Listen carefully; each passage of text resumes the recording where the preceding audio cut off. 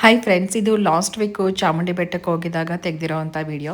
ಇಷ್ಟರಲ್ಲೇ ಹಾಕಬೇಕಿತ್ತು, ಆದರೆ ನನಗೆ ಟೈಮೇ ಆಗಿರಲಿಲ್ಲ, ಮತ್ತು ವೀಡಿಯೋ ಕೂಡ ಎಡಿಟ್ ಮಾಡಿರಲಿಲ್ಲ. ಮತ್ತು ನಮ್ಮ ಮನೆ ಹತ್ರ ಸ್ವಲ್ಪ ಸೌಂಡು ಡಿಸ್ಟರ್ಬೆನ್ಸ್ ಇದೆ, ಹಾಗಾಗಿ ಮನೆ ಕಟ್ತಾ ಇರೋವಂಥದ್ದು, ಫ್ಲೋರ್ ಮೇಲೆ ಈ ರೀತಿ ಡಿಸ್ಟರ್ಬೆನ್ಸ್ ಇರೋದ್ರಿಂದ ನನಗೆ ಎಡಿಟ್ ಮಾಡೋದಕ್ಕೆ ಆಗೋದಿಲ್ಲ ಡೇ ಟೈಮ್ ಅಷ್ಟಾಗಿ. ಹಾಗೆ ಮತ್ತು ನನಗೂ ಕೆಲಸಗಳು ಕೂಡ ಇರುತ್ತೆ.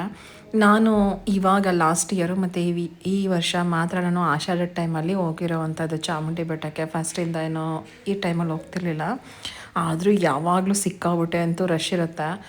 ನಾನು ಹೋಗಿದ್ದು ಬುಧವಾರ ಅಂತ ಅಂದ್ಕೊತೀನಿ, ಬುಧವಾರ.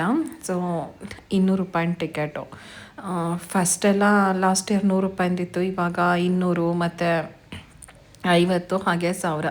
ಯಾವಾಗ ಜನನೆಲ್ಲ ನೋಡಿದ್ರು ಜಾಸ್ತಿ ಇದ್ದಾರೆ ಅಂತ ಹೇಳ್ಬಿಟ್ಟು ಅಂತ 50 ರೂಪಾಯಿ ಮತ್ತು 200 ರೂಪಾಯಿ ಟಿಕೆಟ್ ಎಲ್ಲ ಕ್ಲೋಸ್ ಮಾಡಿಬಿಟ್ಟು ಜಸ್ಟ್ 1000 ರೂಪಾಯಿ ಟಿಕೆಟ್ ಮಾತ್ರ ಹಂಚ್ತಾಯಿದ್ರು.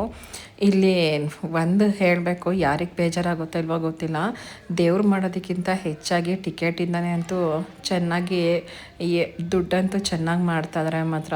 ಏನೋ ಅದು ನನಗನ್ಸಿದ್ದು ನಾನು ಹೇಳಿದ್ದೀನಿ.